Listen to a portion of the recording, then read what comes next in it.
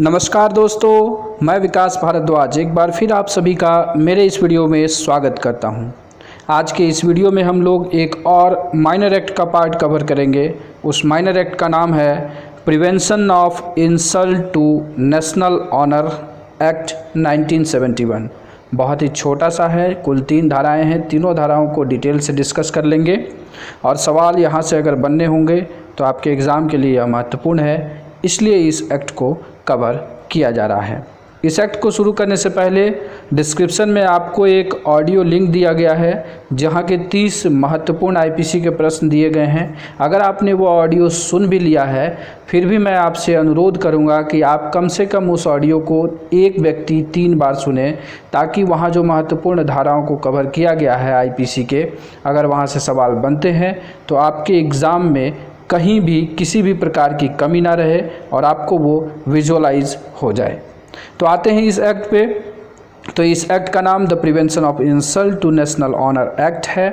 देखते हैं इसमें, तो इसके ओवरव्यू के बारे में जानेंगे सबसे पहले कि क्यों लाया गया, इस एक्ट को लाने का क्या कारण है।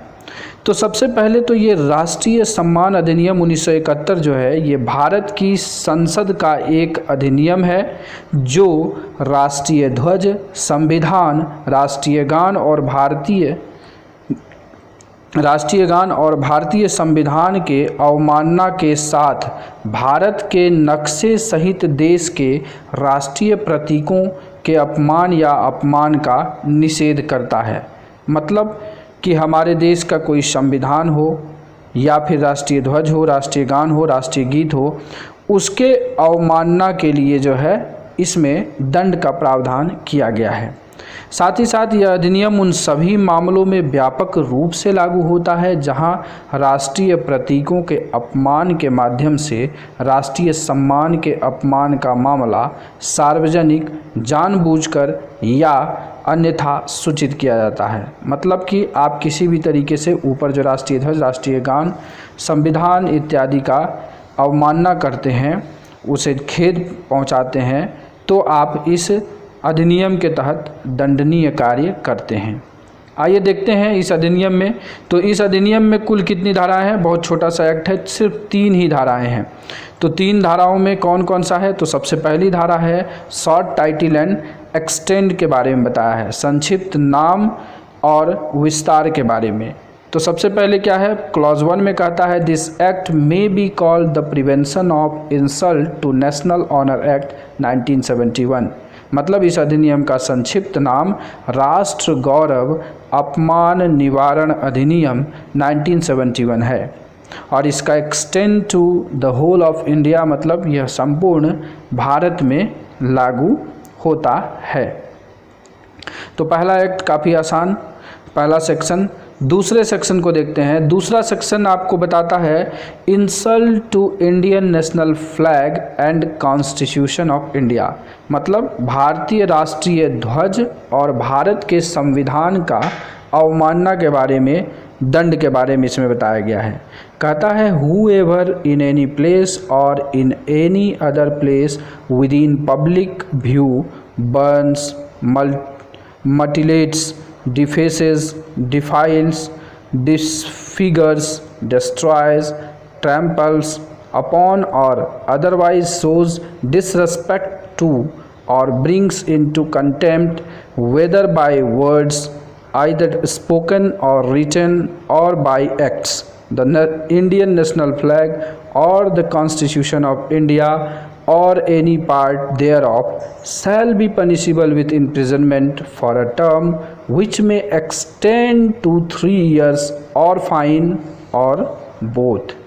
मतलब कि जो कोई क्या करता है, सार्वजनिक स्थान में या जनता के दृष्टिगोचर किसी अन्य स्थान में भारतीय राष्ट्रीय ध्वज को अथवा भारत के संविधान या उसके किसी भाग को जलाता है, विकृत करता है, विरूपित करता है, अपवित्र करता है, विद्रूप करता है, नष्ट करता है, चाहे वो शब्दों से बोलकर या किसी कार्य के द्वारा अनादर दर्शित करता है या अपमान करता है, तो वह कारावास से जिसकी अवधि 3 वर्ष तक की हो सकेगी या जुर्माना या दोनों से दंडित किया जाएगा।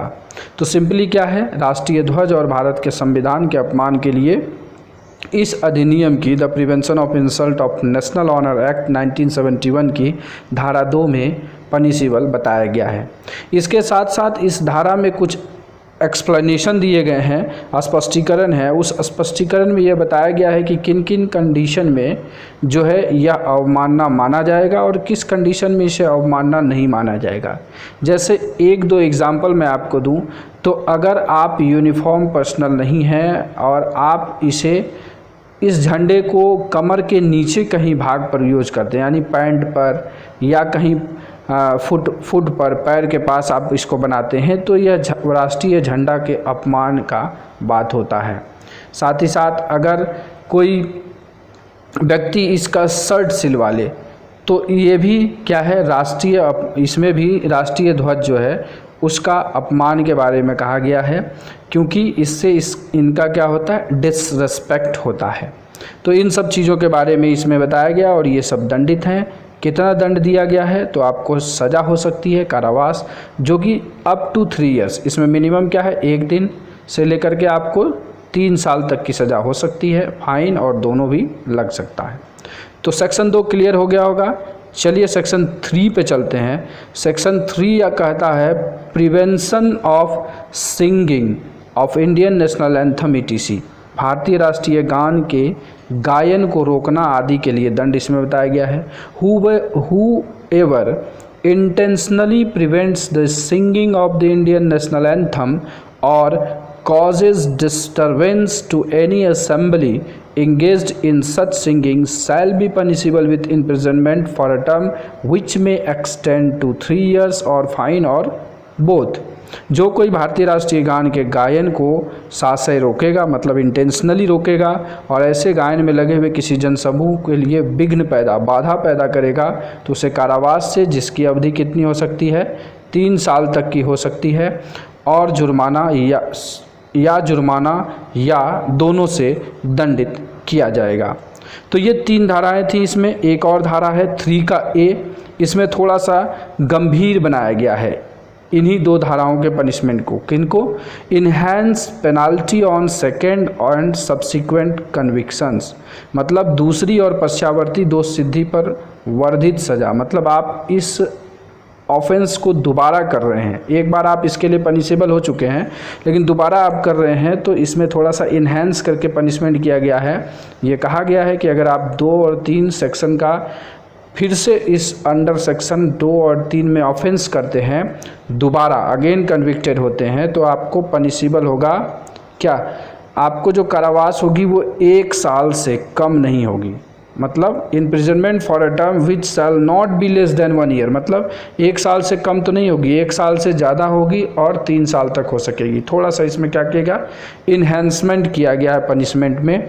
अगर आप दूसरी और पश्चावर्ती, मतलब सेकेंड एंड सब्सिक्वेंट कन्विक्शन होता है आप इस धारा में, धारा 2 और धारा 3 के तहत। तो ये हम लोगों ने देखा the prevention of insult to national honour act 1971 के बारे में। फिर जाते जाते मैं आपको याद दिलाऊंगा कि आपके लिए ऑडियो लेक्चर का लिंक डिस्क्रिप्शन में है, आप उसे फटाफट सुनिए।